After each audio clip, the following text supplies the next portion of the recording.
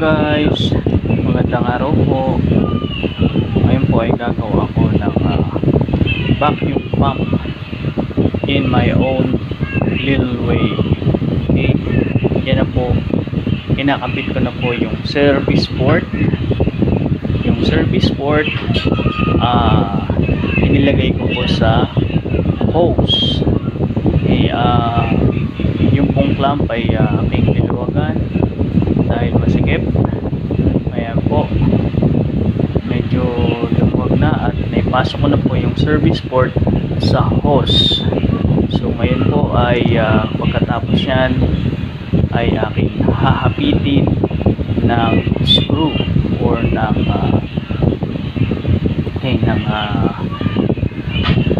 kung tawagin po sa atin ay katala.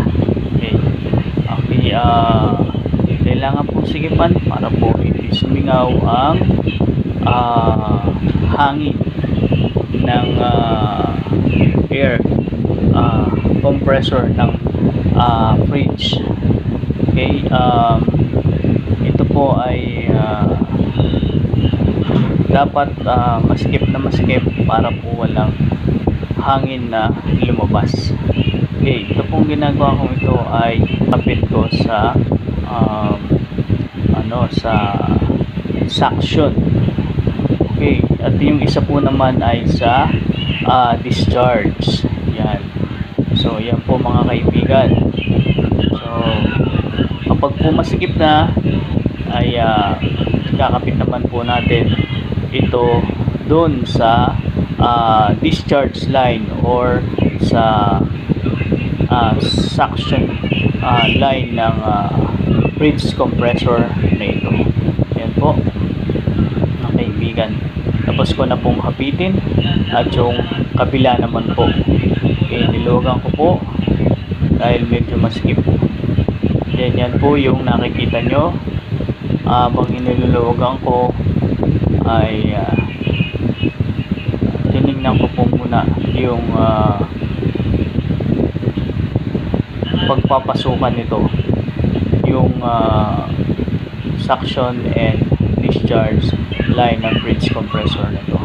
So ito ko po inilagay sa suction line. Pwede rin naman po sa discharge line ng fridge compressor. Yan, chinek ko po para po madali pong may pasok, kaya po akin pong inihiga yung fridge compressor na to. So in-inspect ko po muna dahil baka po may mga dumi, kaya inalis ko po muna yung dumi.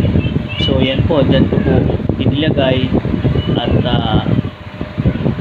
in-insert ko po yung hose doon sa side ng suction. Okay, yan po yung suction na area ng fridge compressor dito. Yan guys. So habang nilalagay ko ay tinatansya ko na ito ay nakapasok ng lahat or yung medyo halos sa kalahati ay naipasok ng lahat. Ngayon ay aking i-adjust ng konti yung clamp para masipan ng tamang sikip, kasi need lang po ng masikipan.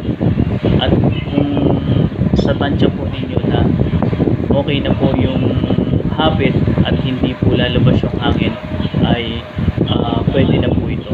Yan mga kaibigan. So nakita po ninyo na naikabit ko na ang area o part ng suction line. So need ko pong hapitan uli para po masigurado po natin na walang lalabas na hangin. So sapagkat ito po ay gagamitin natin sa evacuation or leak test ng ating gagawing rep or air condition unit or sa aircon ng sasakyan. So yan po yung aking ginawang vacuum pump. Yan pong vacuum pump na yan ay affordable, hindi po mahal ang nagastos ko dyan. Yan po ay nagkakahalaga lang po ng 700 pesos.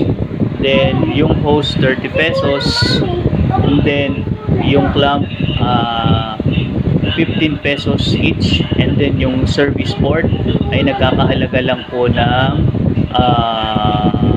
75 pesos. Kaya napakamura po lamang kung ikaw mismo ang mag-assemble ng sarili mong bridge evacuation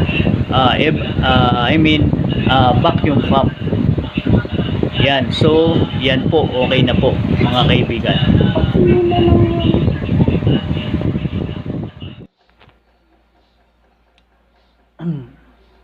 Yan po mga kaibigan, as you can see,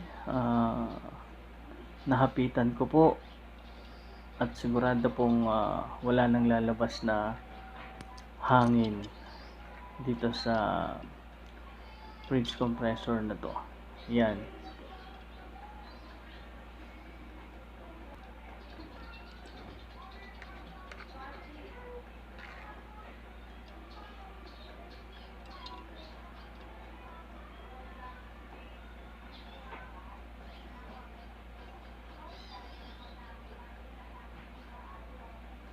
So, yan.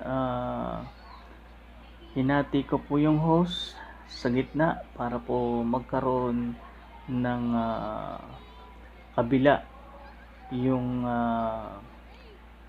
discharge po naman. Yan. So, doon sa discharge, ikakabit ko naman po yung pinutol kong kalahati nitong hose na to. So yan, akin po yung kinakabit na sa side naman po ng discharge line. So yung discharge line, ito po yung bumubuga ng hangin, at yung pong kanina naman sa suction ay ito po yung pahigop naman po na hangin, yung kabila.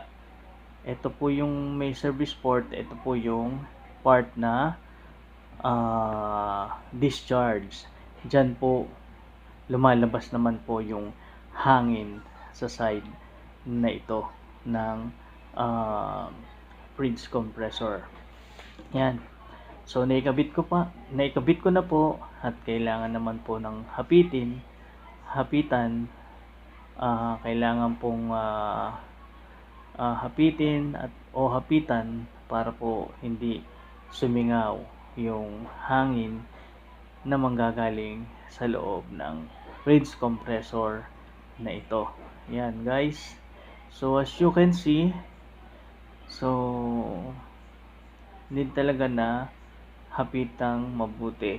So kailangan ay tansyahin po natin kung siya ay maskip na, at kapag maskip na ay ayos na po yan at wala na pong halabas na hangin. And then para po tayo makasigurado, ay hapitang mabuti. Hapitang mabuti ang tornilyo ng clamp na aking inilagay dito mga kaibigan. So ayan guys, so medyo maskip na ang tornilyo ng clamp na to. So need na natin na malaman, at as you can see, so tapos na. So ito ay kulang pa ng isang service port para po naman dun sa suction. So inalis ko po yung sa suction, ilipat ko po dun sa discharge line. So ayan po mga kaibigan, tetestingin na po natin. Yan po, as you can see, sinaksak ko na po sa 220 yung yung line. So ayan, nakikita po ninyo. So ayan, nariyan po yung gauge manifold para po makita nyo kung gumagana na po yung aking ginawang vacuum pump in my own little way. So yan, medyo siguradong nakatipid na ako dito mga idol, mga kaibigan. So kaysa ako pumili ng vacuum pump. So sa panahon ngayon, kailangan natin talaga na magtipid. So kung saan tayo makakatipid, so doon tayo. Yan. So as you can see, ang ginamit kong gauge manifold ay yung gauge manifold na red. So as you can see, at umaangat na yung needle ng pointer ng gauge manifold na to. So as you can see, niluluwagan at niluluwagan ko at sinisikipan yung yung service port. So tinatansya ko para hindi siya ma-over sa hangin. Ayan, guys. So ayan ang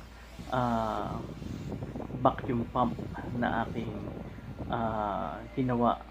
So don't forget to like, comment, share, and subscribe.